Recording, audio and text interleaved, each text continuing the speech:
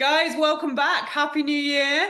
It is the first episode of 2025. We're still in Australia. And this is the first time we've had someone returning to the podcast. And it's definitely for very good reason. We said we'd catch up with Joanna Wietrzyk after her Elite 15 debut for the first time in Amsterdam. Yeah. For the first one. The first time we spoke, she'd only raced in Australia, and you were about to go to Amsterdam for your first Elite 15 major. So not only did you come third and qualify for Worlds at your first major, like still absolutely crazy, but then you went on to win in Hong Kong in your second major, which is like even more mental. And well, I mean, what a 2024 you've had. And then I know 2025 is going to be just as big. So welcome back to the podcast.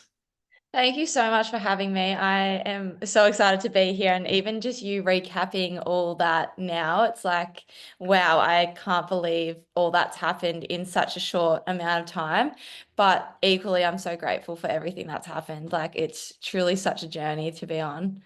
Yeah, it has been crazy. I remember when we were last speaking, you were heading off to Amsterdam. So I thought we could start with that. I don't know if you can remember and differentiate like all your races. I think so much has happened, but if you can remember what it kind of felt like to do your first Elite 15 race, if you could give us an insight.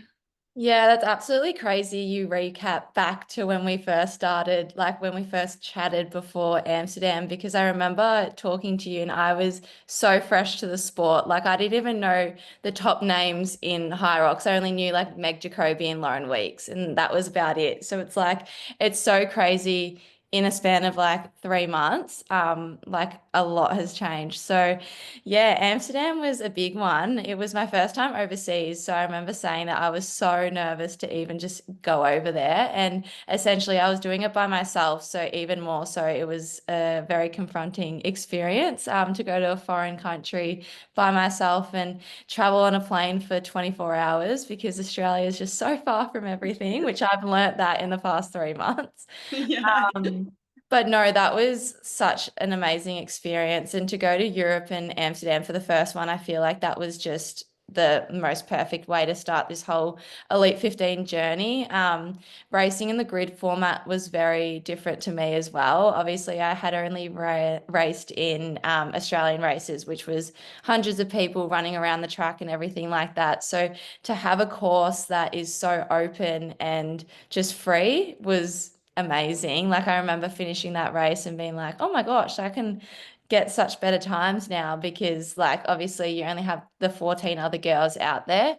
But yeah, recapping Amsterdam was truly such a highlight. But I remember being so nervous going into that race. Did you find it like lonely, like as in because there was only 15 of you out on the course? Like did you feel like there were more eyes on or more pressure or you were more in your own head? Yeah, absolutely. Probably when we got announced out to run out onto the course and then go to the tunnel, that was kind of like, well, for myself, being 22 and all the other girls had done this before, like it was so nerve-wracking and confronting for me because obviously I ran out like the wall ball area and all the eyes were on you. You had TV broadcasting on you and everything like that. I've never experienced something like that before. So definitely a lot of voices were going in my head and being like, oh my gosh, don't trip over, don't stuff up. Like that was kind of what was going through my head initially. But that first run out, it was so cool because obviously I like to go out with the start of the pack. So it was cool just to not have anyone else there. It was kind of just a straight line and you know where you're going. So that was really, really good. So that was definitely solidified why I like racing in the Elite 15 over like the local races so much more. Oh, for sure. And then, so taking it back to before the race, when you turned up in Amsterdam, like what happened? Because you've got to go and get your kit and stuff like that, don't you? And you have a Yeah. different experience as an Elite 15 athlete to like registering and going on the day and warming up. Talk us through getting your kit, like meeting the other athletes and maybe warming up before you actually get to that start line. Yeah, so that was really, really cool. I was so nervous. I was lucky to have James over there. We weren't staying together, but we met up just before walking into the arena. So the day before each Elite 15 race, you have your like registration and you kind of, meet all the athletes. They go through some briefing and stuff like that. And you get walked out on the course just to see the course and everything. So yeah, and you also receive your race kits. So that was pretty cool to go into the lounge area. There's an Elite 15 lounge area. You do some media and everything like that. I walked in and I saw like all the big names of Hyrox, girls and guys, and obviously walking up to them, I had been following them like since the start of my journey, which was really only 6 weeks prior. But for me, it was kind of, it was kind of like a famous like celebrity moment, knowing how big and how accomplished these girls and guys were in the sport. But I remember walking in with James and getting introduced to Lauren Weeks and Meg Jacoby and Jade and everything like that. And they were all like, I was introducing like, hi, my name's Jo, and they were all like, we know who you are. And it was so weird to think like, obviously I know who they are, but equally they know who I am. And that was quite, yeah, a different experience. Yeah, pretty surreal. Like you Yeah. kind of forget people are following your journey as well. You know, like you just think you're following like other people's journeys, but everyone's like excited to meet you and see what Yeah. you've got as well. Absolutely. So it was really cool. And now I'm kind of more used to people knowing who I am before I know who like they are. But at that time I was like, oh my gosh, gee, you know who I am? Like I'm just a girl from Australia. I'm, thousands and thousands of miles away from home. So that was pretty cool. And I remember getting my race kit that day before the race. And immediately as soon as I went back to the hotel, I tried it on, make sure I looked it in the mirror and everything like that. That was so surreal having your like last name and your country on your uniform, which was such a pinch me moment. Like coming like as in childhood, I would dream to be a professional athlete.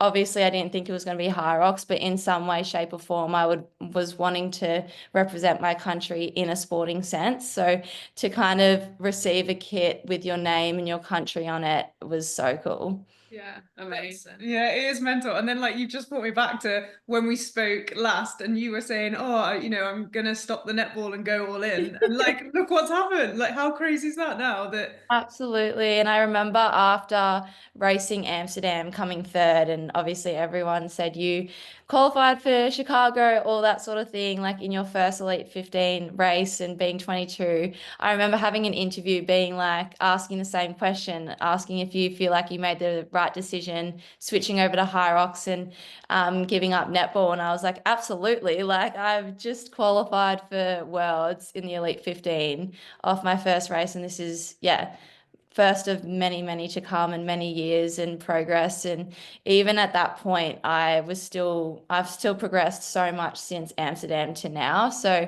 to think that I still have so much growing into the sport, like, yeah, I'm so, so happy I made the decision that I did, because obviously the whole world wouldn't be happening.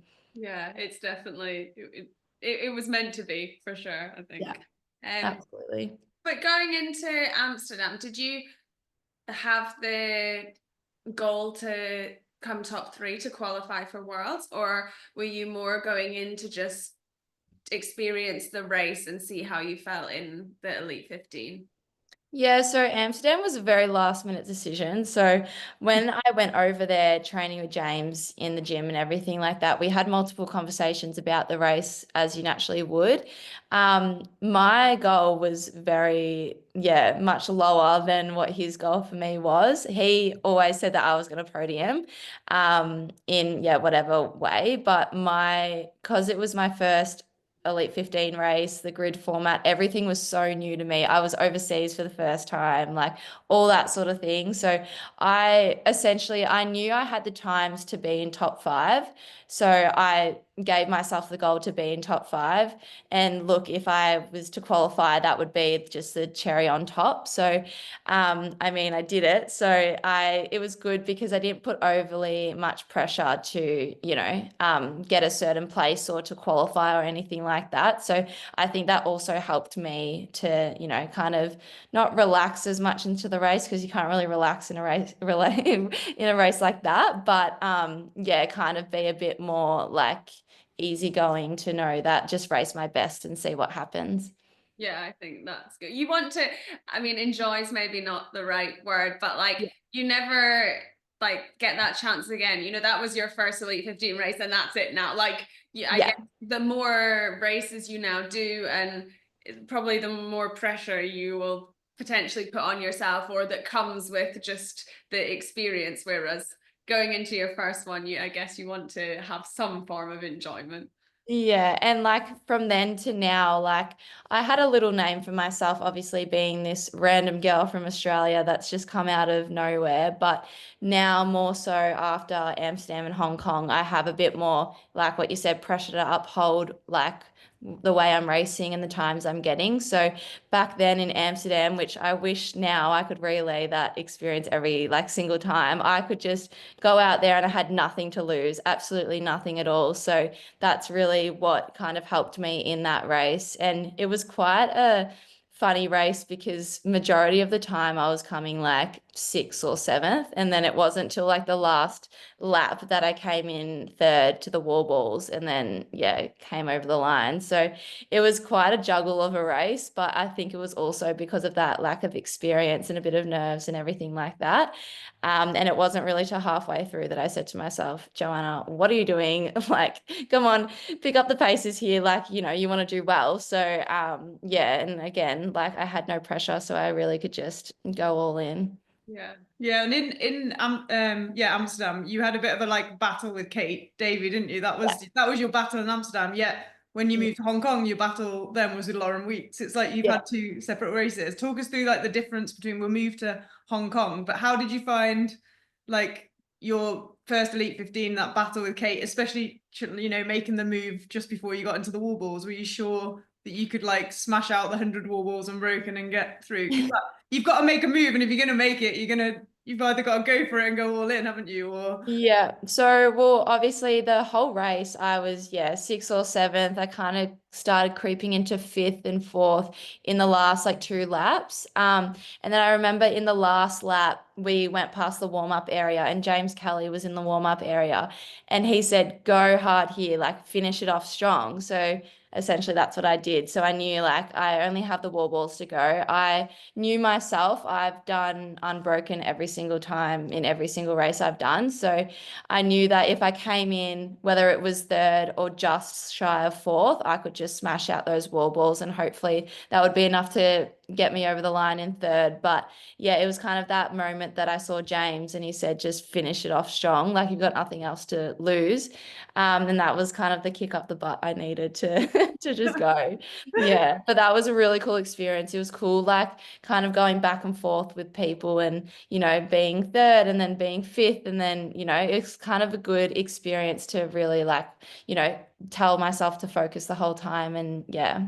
Yeah, it's actually racing, isn't it? You know, Yeah. like not that doing the other events isn't racing, but sometimes there can be quite a large gap between like either 1st and 2nd, or there's maybe a close pack at the front, but then there's a big gap, and if people spread out and you can't really see always who you're racing against, because there's a lot more people on the course. So I feel like the majors, it is pure racing, and it is more of a back and forth, and you can see where everyone is on the grid format, and you can tell like Yeah. placing. Absolutely. And I think that also helped me with my race, and like lately getting the times that I am, because I have someone like literally right behind me or in front of me that I'm chasing down. So it kind of makes me push harder and always see that target that I need to get to, or the target behind me that's trying to chase me as well. So yeah, it really, really helps. Yeah, amazing. so then moving from Amsterdam to Hong Kong, what was the time difference? How long was the 6 weeks between Yeah, that? roughly 6 weeks. Yeah. So obviously you're working with James Kelly, and he had a big influence on you, and I'm guessing it's given you a lot of confidence. Like his confidence has given you confidence, because he's Yeah. got the confidence in you to push you just that little bit more. How did that 6 week block go, building up towards Hong Kong, and then being at the front, you know, one-on-one with Lauren Weeks this time? Yeah, honestly, so crazy. So I knew coming home, like I had more to give. I knew that I was kind of conservative in that race, more so with my running and sense. My sled pull was also shocking, in Amsterdam. Like it was so bad. I like essentially that's just showed how raw I was to the sport because I still had no technique on some of the stations. Like my ski erg was still very rough around the edges to say the least. But yeah, like, so I knew that there was still so much more building and so much more time I could essentially shave off, which was so exciting because I still came third in the top 15. So, yeah, we kind of came home, James and I kind of dialed in a plan to work on certain stations and techniques and everything like that and keep progressing my running because I knew that was my biggest strength. And yeah, I think my whole mindset shifted coming back from Amsterdam because I knew that like essentially I can race with the top in the world. So I kind of had that hungrier mindset that I can, be a champion and do well. So yeah, that's essentially how I trained. Like I trained hard, I trained like a champion and then went over to Hong Kong with more like confidence and everything in myself, in my stations, in my running. And yeah, and then I was out there with Lauren Weeks just battling with her and essentially got the win. Yeah. I mean, you Smashed say it. that's so chilled. Like, yeah, rocked up, had a little battle, and walked away with the win. And hang on, I didn't even fall on the floor when I finished. I just stood there like a pro walking around. Oh That's my I God. can't believe. I was like, how did you not fall to the floor? The amount of people that said that, like after the race, obviously it was so cool because like the crossover with the broadcasting to Australia was the most perfect time. So it was around 8 p.m. Friday night in Australia. So I had all my friends, like all my supporters watching from home in all states of the country, which was so cool. But I remember receiving hundreds of messages being like, you didn't even look tired. Why didn't you fall on the floor? Like, why didn't you want to grab water? You were just like smiling and everything. And I was like, I didn't know what to do. Like I had like never achieved something that big in my life. So I was like, I actually looked at like the officials being like, what do I do next? I actually asked someone being like, where do I go? Because I essentially didn't know. And then like all the people crossing the line were all falling on the ground. And I was like, was I supposed to react like this? Like, You're like standing there like, oh, sugar, I should probably fall to the ground. Next time, next time. I should have done it like 2 minutes after I raced. Just be like, oh no. I feel like that when you say that though, like it does make sense. You're probably a little bit in shock at like Yeah. what you just done. Like I guess in the actual race, it's so intense and you're so focused that you're like going back and forward and trying to plan your next move. And I guess giving yourself all this sort of self-talk to keep going. And then you've crossed the line and you've done it and you're probably just a bit like, oh my God, like Yeah. Oh, what's yeah. happened? And essentially, like, I had a few people over there, like some brands and some people I knew, and a lot of the officials were APAC officials. So I had a lot of judges and stuff that knew me and I knew them from the Australian races. But essentially, I had no one like family or like close friends there. So it was kind of like, oh my God, like I looked at the people I knew, but I was like, oh, like I just don't know what's happening. Like this is so shocking. And to think, like I looked around and I was like just making sure that no one came across the line before me because I was like, are you sure that this is me? Like I'm first place. So that was really, really cool. And then it kind of sunk in, hours after the race and seeing James win as well and talking to him the next day. That's kind of when it actually sunk in. But that whole night it was a blur, but also like looking back at the videos, it like recapping it was so cool. Like I remember the feeling was just the best thing ever. But yeah, it was kind of just like everything happened at once and it was like, wow, like just such a surreal moment. Yeah, I mean, it was incredible. We watched on Yeah, we were watching online like on during work where we were like, oh, sugar. And Emma's like, I think Joanna's gonna win. And I was like, oh, I don't know. I was like, I think Laura, I'm not sure. And then we were like, oh my God, I think she's gonna win. Yeah, she's gonna win. Shit. Yeah. And then you cross the finish line. We were like, she's not even tired. I was like, Yeah. oh my God, I reckon she's got more. Yeah, it was so exciting to watch, wasn't it? But what about during the race, like, is there points that I guess you don't want to get ahead of yourself, but like, is there a point that you think that your mind switches and you think like, yeah, okay, I think I can do this? Or do you believe that because you need to believe that from the start line, or do you just literally take it each chunk at a time? Well, obviously in the tunnel and coming like on the day, I knew that I had a lot to give, and I knew that I had the time to get sub hour. That was my whole goal, to get sub hour in Hong Kong. And wherever that placed me would be, you know, wherever it was. Essentially, like I knew I wanted to be with Lauren Weeks for majority of the race. My goal was to kind of chase her down and be that annoying little person behind her on her bum. So yeah, so basically I just wanted to keep up, because I knew she's so strong and so powerful at the moment. So essentially she's the one to beat. And it showed in Amsterdam when she won and she bet Meg Jacoby and myself. So that coming into Hong Kong, that's what my goal was, to try and stay with that top pack and really just like push hard at the end.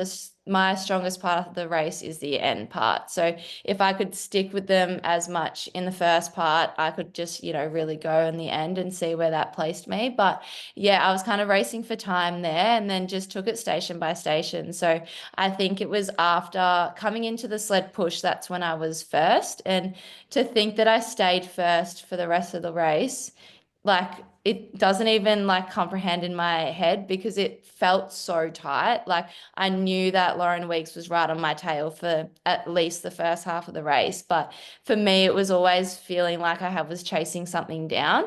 But yeah, I don't think it was until like I got into the wall balls, or like, yeah, coming off the farmers, that no, it was probably coming into the wall balls. That's where it was like, okay, maybe I've actually done this. But again, like you don't even know until like you put that last wall ball up that you've won it, because you know there's no reps and there's people that catching up, then people break and everything like that. So I kind of just took it station by station, and like I was so dialed into the race that I really didn't like, you know, think, oh my God, I've won.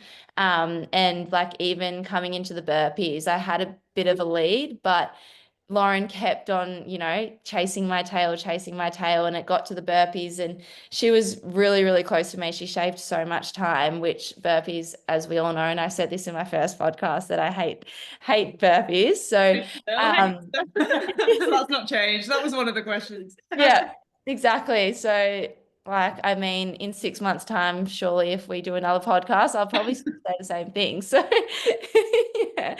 But no, like the race was it was such an intense race. But yeah, it was really not until the wall balls, the last like 20, that I was like, oh my gosh, I think I have this, because where I had the microphone, the people, the MC and everything saying where each person was at. So I was around 20 or 25 wall balls in front. So yeah.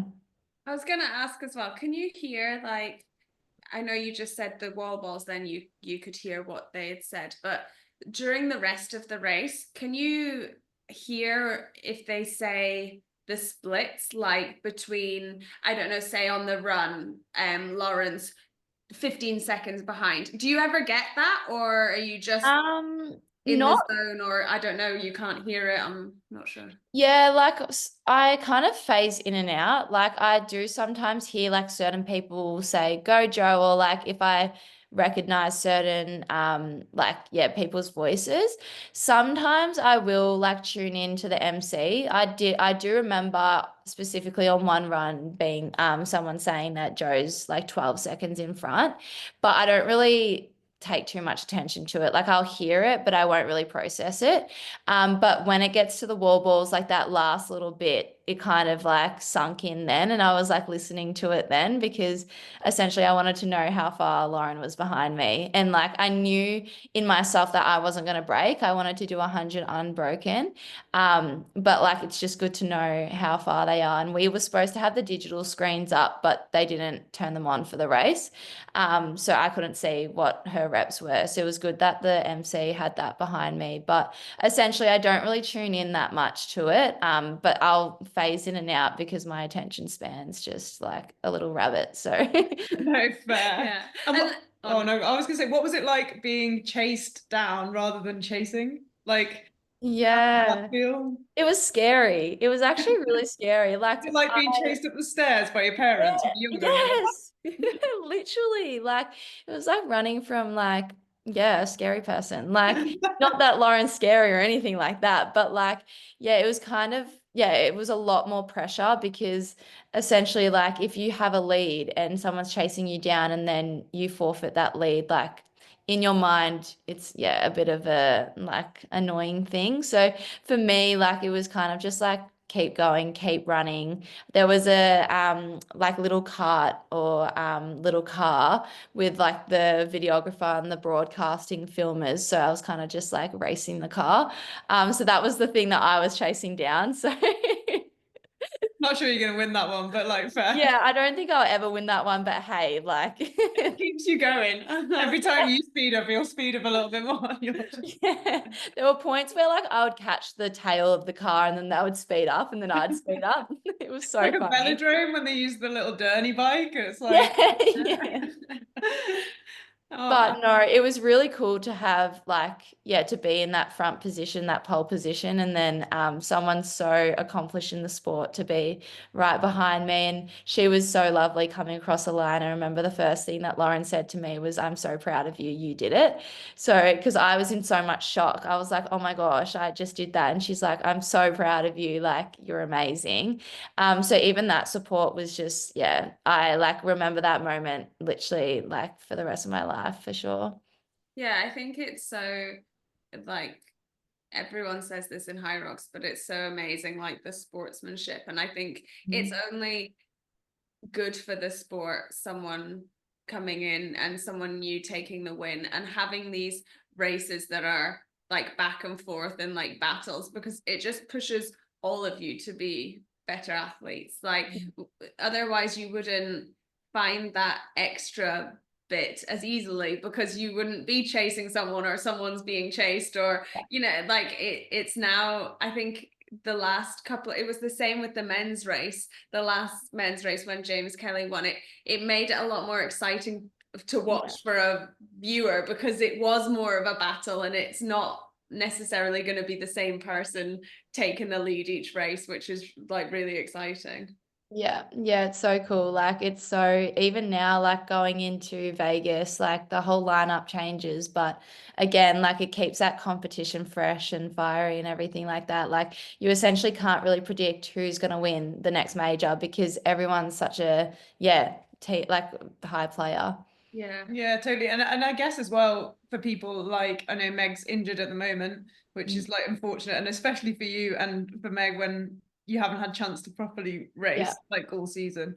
But when she comes back, and she'll come back strong because we know she will. And for Lauren, it's exciting for them as well because them two have just been at the top of the sport, the females anyway. It's just been them two having a battle, and it's kind of like, oh, who's going to win, Meg or Lauren, Meg or Lauren? And then you've just come in and just kind of like gone. Yeah. And maybe also made other girls think, oh, hang on, like maybe I could be up there. Like I'd say Kate Davies started to believe in herself a little bit more now, and she's starting to watch for sure. think that she can get up there. Which... Yeah, like even like seeing Kate come third, like that was incredible. She's just producing such good times at the moment and has shifted so much. And even like Lauren Griffith and stuff, like getting their qualifying spots in Ida, like that was absolutely incredible as well. She was amazing coming into like that. She didn't race in Amsterdam. She just came in and got a world qualifying spot as well. So that was big story as well for Hong Kong. So it's really cool to see like all these girls and even in the men's field, like, challenging each other and pushing those times and quicker. Like it's so cool. Yeah, it is. This is really exciting. It is, So then what about anything that's changed for you now going into, well, Vegas is what, only like 2 weeks? Is it 2 weeks away? End of January? Yeah, it's end of Jan, so 31st of Jan we'll race. Okay, And I great. leave in like 2.5 weeks to go over there and acclimatize and everything like that. So yeah, it's funny because I mean, like we raced in Melbourne, but I was saying to a friend today, I was like, I'm just so ready to go. Like I just want to race. I feel like in my whole like 5 months of doing Hyrox, it's just been like back to back to back races that this is like the longest period and downtime I've had off like racing and the adrenaline of traveling there and everything like that. So I'm like, I don't know what to do. I'm like, I just want to race. Like I've got that like budding energy to go. So yeah, I'm really excited for Vegas. It'll be cool. I've got to wait another 3 weeks or so. So, I've got to calm my energy and my excitement. But yeah. Are you just going to be at home training for the next 3 weeks? Because like you've obviously, we're recording this just after Christmas and New Year, so you've had like a nice stint at home. I'm guessing you haven't eaten too much, drunk too much, and done the usual Christmas thing that we do in the UK, especially when you're a I mean, professional athlete. But we've got a Polish background, so we love big spreads of food. So, I mean, I did overindulge on the food a little bit, but I mean, that's the spirit of Christmas. I don't drink or anything like that, so I kept it very tame. And New Year's, I was in bed before midnight. I didn't even see the fireworks, so I saw the kiddie ones. So that was my New Year's. But yeah, no, it's been really nice being at home and training in my own environment and everything like that. So yeah, essentially the next couple of weeks I'll stay home and try and like reserve as much energy just to my training and to my focus for Vegas. And then yeah, we'll go over there and race hard and see how we go. Yeah, amazing. And we need to touch on the doubles race that we watched so intently in Melbourne, because it was a very exciting race to follow. I know, unfortunately, you didn't compete with James Kelly, which was the original plan. Um, Yeah. but you still competed against some incredible athletes. And how did you find the race, and having Tia and James do their doubles, mixed doubles from the CrossFit world? How was it racing against them? That was like honestly such a highlight moment. I remember like I met them on the Saturday when just before my singles race, and they watched my singles, and I ran past James when he was running in the doubles, in the pro doubles as well. And And you ran past us, may I add? yeah, I said to Em, when Joanna comes past, we jump on the back of her, and you came past, and I was like, wow, see you later. grab a rope and just I was like like, I was like, I don't even think I've got it for 100 meters. By that point, I was done. Our aim was to, for anyone listening, we were the pro doubles, and our wave was We were at 5:30. 30, and then the pro solo, I think you were at 5:40, were you? yeah. Yeah. And we were determined to finish our race before Joanna finished hers. So Two of us versus one. yeah, we didn't mind if you lapped us, but we were like, we've got to get across that finish line before she does. Which you guys did. So yeah, we did. But just yeah, I to think put it it was out only there. just about, to be honest. Yeah. But just to put it out there that you did essentially do that. Yeah, we beat you with a 10 to 20 minute head start. With a head start. Hey, No one needs to know about the head start. No. So yes, you did the pro solo, which you won. That was on the Saturday. Yeah, the Saturday night, yeah. And then that's when you met James and Tia. Yeah, so I met them the first day, and then yeah, raced against them midday the next day. That was the whole experience was just so cool. Like they're such humble and down to earth humans. Like it's just so cool. People, like they've achieved such extraordinary things. Like we're talking about my achievements and everything like that, but they're like even greater, like, Commonwealth Games gold medalists and CrossFit world champions and everything like that. Like that is something so surreal to be racing next to them and to meet them in person and, have proper conversations and them be so amazed about what I'm doing when equally, like what I said, back when I went to Amsterdam. Like it's a celebrity moment and I'm, you know, fangirling over these people. But equally like they're so supportive and like amazed by what I'm doing as well. So yeah, it was so cool. Like even that whole race was such an intense race. Sadly I didn't get to do it with James, but we do have some plans that Brisbane, James and I will be battling them too. So We thought it might be coming. We were like, I think yes. they're So still gonna try get it in there, surely. got to get some redemption there. So, no, well, James and I have always wanted to do some mixed doubles together. So it's just where in the calendar it'll, you know, fit. But that's the tentative plan at the moment. So that will be really, really cool. But yeah, bringing it back to Melbourne, like just that race in general was so cool.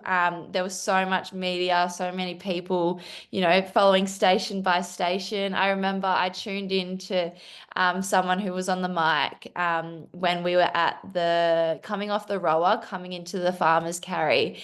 And the MC said, if you're not at the wall ball station now, like get there now because there's no room. And I was like, we've still got 3 more stations to do. Like we've got 3 more runs, we've got 3 more stations to get to the wall balls. Like how is the wall balls packed that you can't see? But I remember running into the wall balls and there was just people everywhere. Their phones were out, they were filming. Like obviously it wasn't me. It was for Tia and James and stuff. But like it was just so Filming you, cool. Yeah. Thank you guys. I think we said that we caught up the next day, didn't we? We were having a coffee and you were talking about your like mate, and I was like, and you were like, oh, she was trying to see the wall balls. And I was like, Yeah. I was trying to see the wall balls. I was on like my tiptoes trying to see it. And you were like, yeah, she got on a plant pot. And I was like, oh, she was standing next to me. And I was like, what a great place to stand.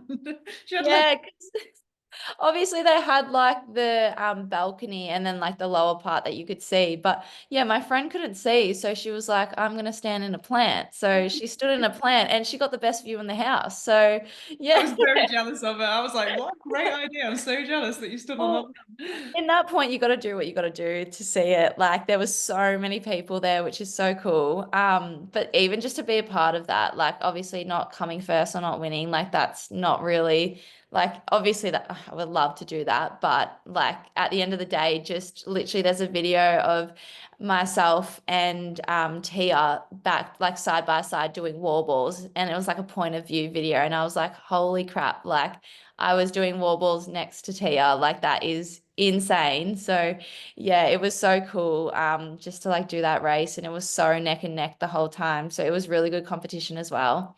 Yeah, no, it was And exciting to watch. you did the 100 wobbles unbroken yourself as well at the end of that, didn't you? Yeah, I You did did a that you by did the myself. 100 unbroken. I think you did it against Tia and James. Yeah, so yeah, I did do my partner was a little bit gassed at that point. So I did 100 wall balls unbroken and I also did it 10 seconds quicker than my singles the day before. So I don't really know what happened there, but I was clearly inspired by them two next to me and I wanted to try and beat them. Competitiveness came out. Yeah. How can I squat quicker? How can the ball come down quicker? Like, come on. Yeah. Get it back down. I mean, yeah, it was quick, like you're saying. I think we felt like really lucky just to be able to be there to see it, because Yeah. it was I didn't quite think there would be that many people watching. I don't know why, because I know like Tia is huge and it was a big deal that she came across to do Hyrox, but then also you were racing and James was racing and it was in Australia, and it just got bigger and bigger, and honestly you could not get, if you were at the ski, there's no way you would get to see the sleds.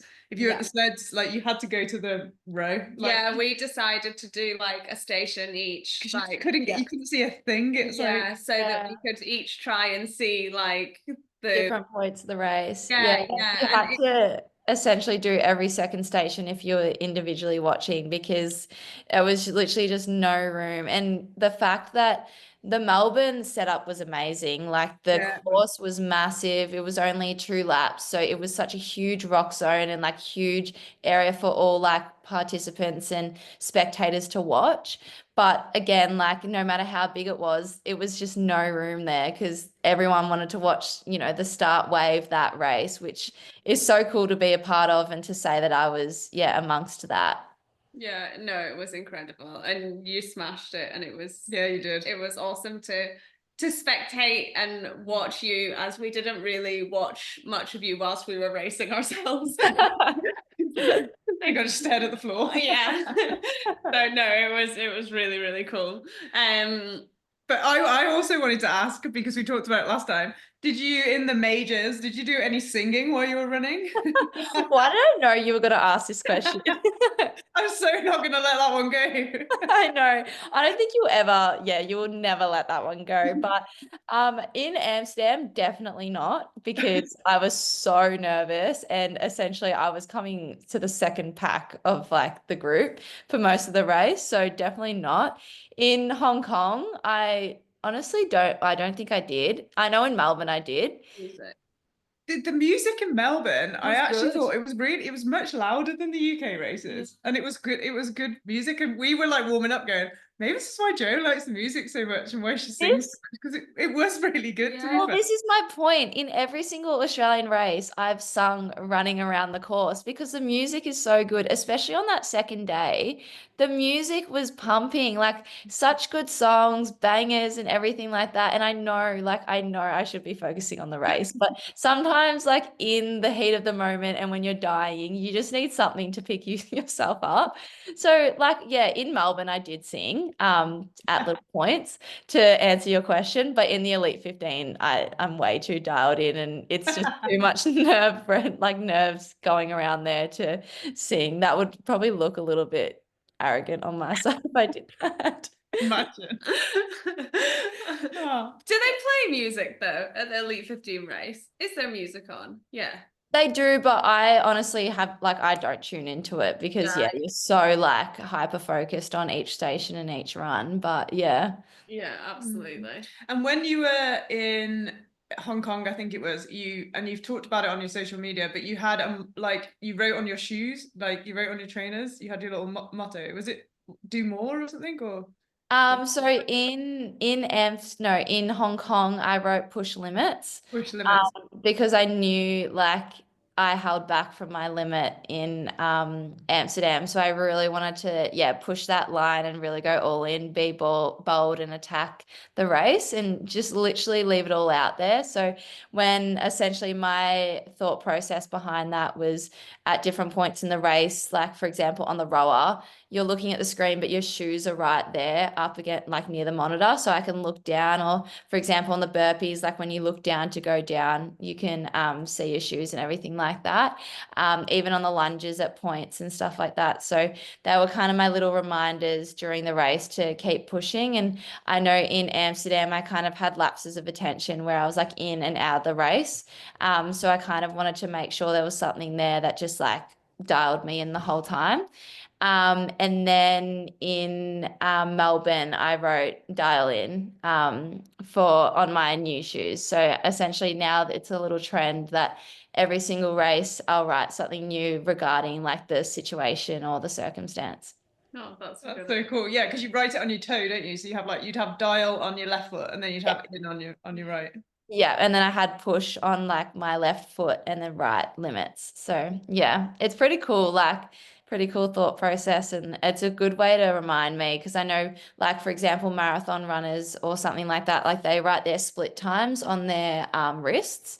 So I wanted something that essentially I knew I wouldn't look at my wrist because I don't even wear like a watch. So like something that can kind of remind me without me intentionally having to look for it. So yeah. So you don't race with a watch on? No. No, How then you said earlier that you went to time to do this your sub 1 hour. So how do you do a sub 1 hour? There's a clock, there's a race clock. Do you look at the clock? I was just hoping to run across the line and it say 59 something. Oh, I thought there was going to be some massive scientific reason behind it, then, but I should have known, Jo. She's No, probably push like, limits. if I'm not singing, then I'm for a sub hour.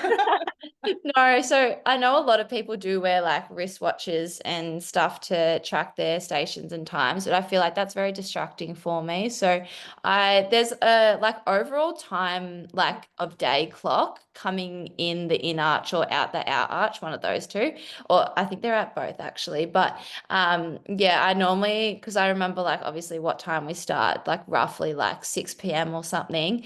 If it says like 6:45 and I have like 2 stations to go, I don't really think too much about it, but I just like know what time of day or essentially how long I've been racing for. So essentially how much more pain cave I have to go. But but yeah, so I don't like track it or anything like that. But yeah, I kind of just like go off the time of day.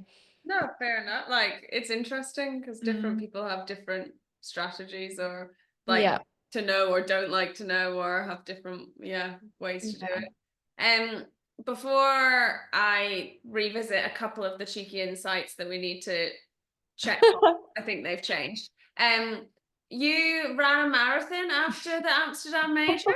Yeah, we've heard about this. Is There's nothing that correct? gets past this. Oh my gosh, they said this on the commentary in Hong Kong. Like even all the commentators, like apparently because my parents were watching obviously it live on the YouTube, and they said it as like a commentary that we don't know clearly what like Joe's training style is because she decides to run a marathon 2 days after she does a Hyrox Elite 15. But no, essentially, so the logic behind that, which there's really no logic behind it, I'm just kind of crazy, but I am um not judging. I think it's wild. We love a marathon, so yeah, well, so essentially, when I went to Paris for a few days after Amsterdam just to sightsee, I've always wanted to see the Eiffel Tower and everything like that. So it was a pretty surreal thing to tick off after I'd done what I've done. But basically, at that specific day in Melbourne was the Melbourne Marathon, which I had signed up for, but obviously I couldn't do because I was overseas. And I've done it for the last 2 years, like the half marathons. So essentially I wanted to do that marathon and I had a ticket. It's balloted, so you like no one can get tickets here. It's such a like a struggle to get it. And seeing all social media back home, everyone's posting their marathon times and everything like that. So I woke up that morning and my friend was with me in Paris and I said I wanted to run a marathon.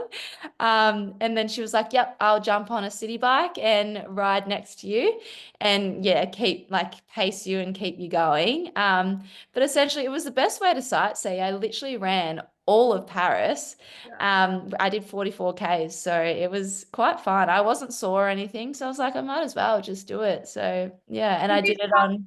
like a route? Did you plan a route before you went, or were you just like, I want to see the Eiffel Tower and I The want to view. go here? Yeah. And Yeah, well, we had a rough route, but we like went fully out of Paris into some like jungle area, like rainforest area. And then we like linked back around to like the Eiffel Tower and everything. So I knew I wanted to end at the Eiffel Tower. It was kind of just like working out routes around that. But my friend was on the bike on her phone, like doing the routes, and I just like followed her. So that was a really good way because if it was by myself, I yeah, wouldn't know what to do at all. a But good friend. yeah, yeah, absolutely. So that was, yeah, it was quite a highlight, but it was funny that it made so much, yeah, like comments and everything. Because obviously I posted on social media and everyone was so confused and being like, what is wrong with you? So yeah, it was fun though. Like it was so cool. Real life fair play. And Yeah. you're right though, it is a really good way to see places. We were saying that Yeah. today, we're in Sydney, we didn't do a marathon, I think we just ran for 60 minutes, but we like ran all around Sydney and we were like, Yeah. running is such a great way to see places. You do just cover quite a lot of ground and you Yeah. go down like little streets that you wouldn't go down. You can go through the crowded areas.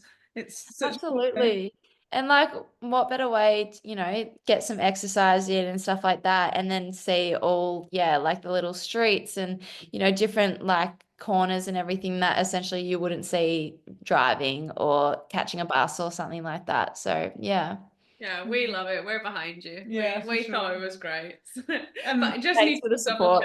check. Yeah, yeah. But before Em goes on to the cheeky insights part, but how have you found traveling? Because you said traveling out to Amsterdam. I know this is totally not an Hyrox question, but probably a lot of people might want to do an overseas Hyrox and they've not done much overseas. How do you feel like you're a seasoned traveler now? Because you've traveled a lot and you're going to travel a lot in 2025. So Yeah, well, like essentially, I've done it all by myself as well, like catching the planes and everything like that.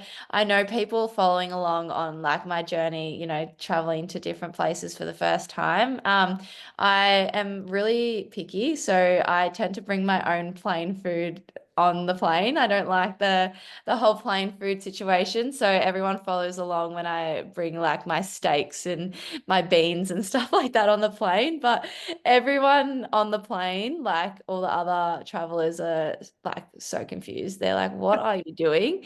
But no, it's been so cool. Like even going to Hong Kong, like an Asian country, like that was so like different again, like another foreign country, completely different to Europe, because Europe kind of crosses over a little bit with Australia and like, you know, stuff like that. But an Asian country, I've never experienced that. I've never had Chinese food before. I've never had all hot pot and everything like that. So that was like a whole different culture for me. But essentially, I just try and keep everything like as routine as possible when I'm over there. So like I, you know, buy my own food, cook my own food and everything like that. But it's funny, like the little like customs and habits, you know, people in different countries have. And obviously being an Australian and having an Aussie accent and having, you know, walking on the left side, not driving on the right side and stuff like that, like is so funny because I always get like, yeah, lost for the Yeah. first few days. But it's cool like figuring it all out and seeing what other people do and everything like that. So yeah. You have enjoyed that part as well, like seeing Yeah. different places and yeah.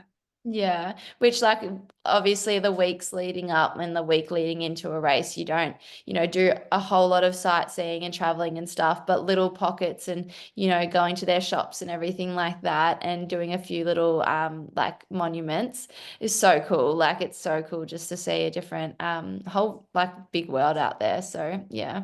Yeah, it's Yeah. cool that Hyrox is like creating this like travel, like see the world, like people going to different places and like integrating with different cultures because of Yeah. a sport. It's a Yeah. yeah, it's a cool experience. I mean, you do have quite far to travel from Australia. Yeah. But Your flights are long. yeah. A whole world away. To get to Vegas is going to take like 28 hours. So Yeah. that's going to be a long one, but I mean, when I get there, it'll be fine. But yeah, again, such a cool experience. Yeah. Yeah. You're racking up some air miles, aren't you? You need like a good credit card with like an air Yeah, mile you need a company. points Like, card. yeah. Yeah, frequent flyer Yeah, point. you need something like that. You need a frequent flyer program. I'm literally living on a plane for the next 3 months. Like, Okay, there's just a couple of the cheeky insights we wanted to revisit. We won't ask you them all, but the first one was about your trainers because last time we spoke, you were about to do Amsterdam and you hadn't yet got the nitro deviates, but that's what you were getting and you were going to race in. Are you still racing in them or have you changed? yeah, so in Amsterdam and Hong Kong, I raced in the Nitro Deviate Elite threes. So they were like the bit of the narrower ones with the carbon plate in it. So yes, I have raced in a carbon plate shoe, which was pretty cool. They are the lightest things ever. I don't know how I haven't, you know, experienced this whole world of things sooner. You know, can you see why I was so shocked now? I know, they're honestly a game changer. So cool.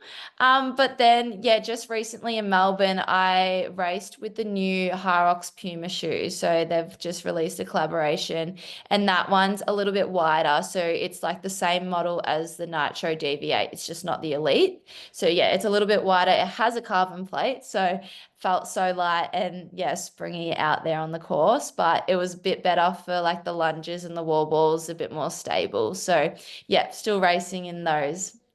Cool. Perfect. Like it. That's good.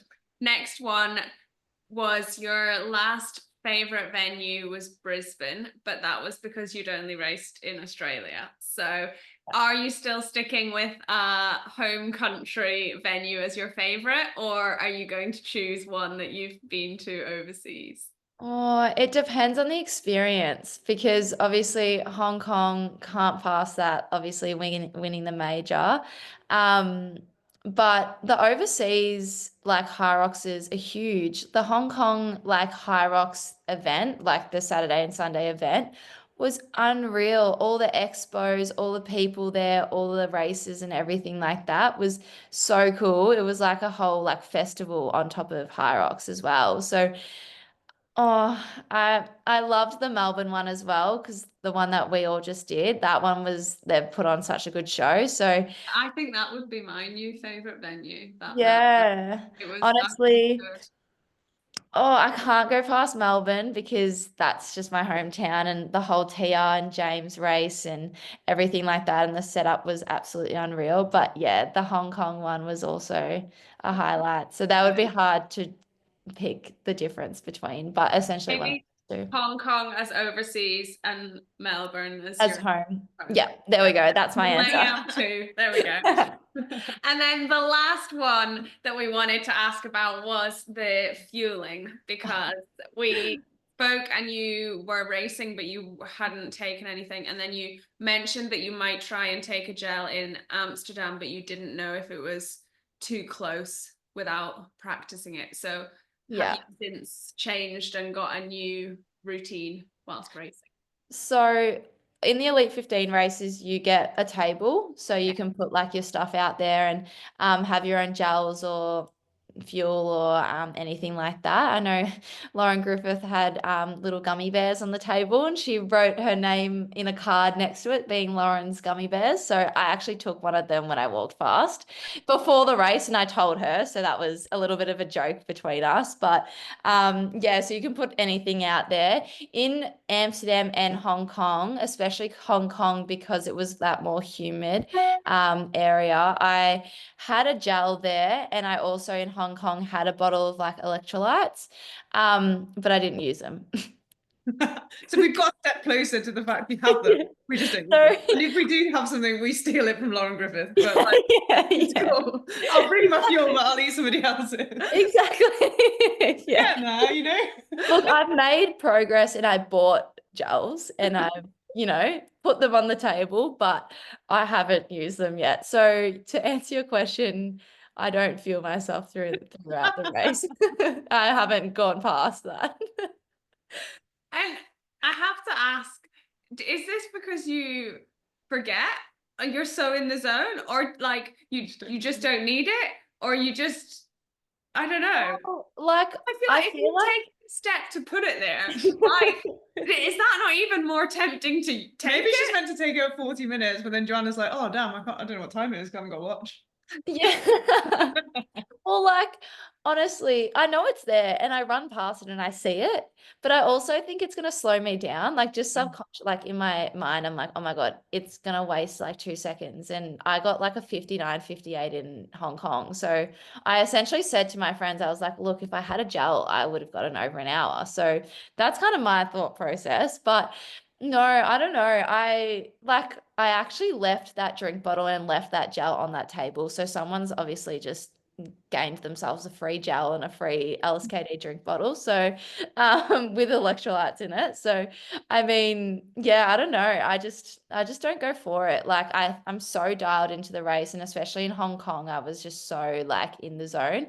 And I thought like if I stopped, Lauren's gonna catch up to me. So I mean, maybe when we revisit, I might get to a point where I will use the gel and use the electrolytes or use something. But at this point in time, I think I was fine. Yeah, Yeah, and you don't need like your The opposite body. technique. Yeah, I think Yeah. everyone's different, and it does prove that everyone's different. Like Yeah. your body doesn't need it. It's not like you hit a wall, slow bonked. I down. was like, what is the word? Yeah, you didn't hit a wall and you carried on, and like Finished strong. even in Amsterdam, like you said, you felt like you had more to give anyway when you finished the race. So I think Yeah, for whatever sure. works for you. But they were the 3 questions we just wanted to check back in on. And I had a feeling, especially the shoes and the fuel, because yeah, I mean, that was so funny to hear when I first started. So to think that maybe she'd progressed, but really I haven't. So No, I think no, you've you done quite good. absolutely have. And if ever any like other Elite 15 female listening, if they're really struggling, there's a free water bottle with electrolytes and a gel there that's probably not going to get touched, that's on that table. Joe's stuff, you can take it because she probably have it. She probably won't take it, so Yeah. she'll just put it there for everyone else. It's like a tuck shop for the Elite 15.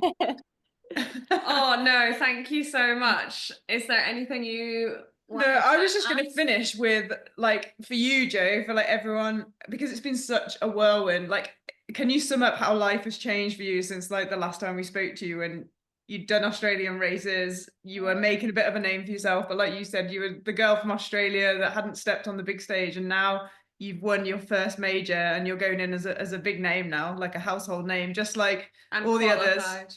You World qualified for Worlds. Like, how's life changed for you now? Like, what's It's different? honestly, oh, it's so crazy. Like I recap this every day, and honestly, I still think I'm dreaming. Like it hasn't fully all sunk in yet, like because I'm just always, looking on that next race and that next goal and everything like that. But it's so crazy. Like even after I won Hong Kong and going to just support people at that Hyrox that weekend, like people coming up to me and asking for photos and signatures, and in Melbourne as well, like my hometown, people asking for photos and posting me on Instagram and saying I'm an inspiration is just so surreal, because I've looked up to athletes my whole life thinking the same thing, and now that people's doing that to me is like, oh my God, like I'm just like Joe from, Melbourne, like Australia. Like it's just so crazy. But honestly, like I couldn't be more grateful for this experience. Like I've definitely worked hard to get myself to the point that I am. But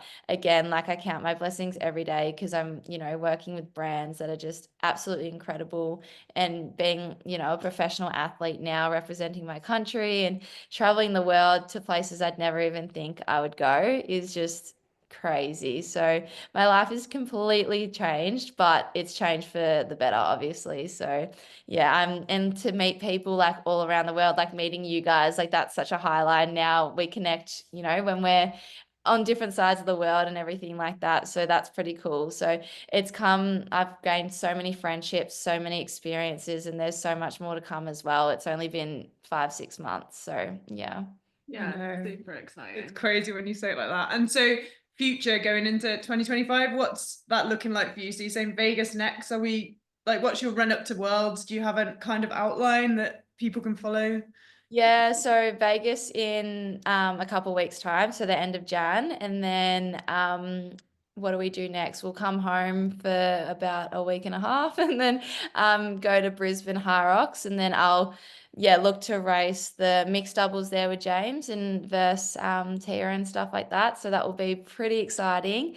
And then straight from there, James, Kelly, and I will go straight over to Glasgow to do the last major. So I'll commit to that one. And yeah, that'll be my run up to Chicago. Then essentially we'll come home, we'll have a good like 8 weeks ish to, go through a strength block and just really dial in for that period of time, and then go to Chicago. And that's where the biggest race of the year lies. So that's where I really put it all to the test, this whole build up and my whole journey on Hyrox so far. And that'll be the year mark that I do, that I've done Hyrox. So it'll be cool to really race on the big stage there. So that's kind of my run for the next couple months leading into June.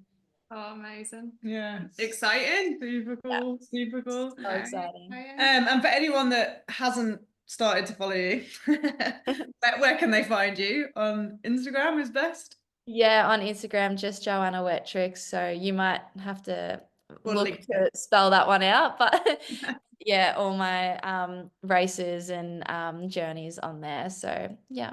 Perfect. And do you want to do a shout out to any sponsors or anything that you started to work with, or? Oh my gosh. Well, the main one is LSKD. Obviously, Em and the team at LSKD, Jason, they have just been so supportive of me. And a couple of them actually came over to Hong Kong to watch me race as well. So that was pretty cool. And they've been And they tracking. let us train with you in their gym. Yeah, We give them a big shout out as well, because we got to train at the gym with you there.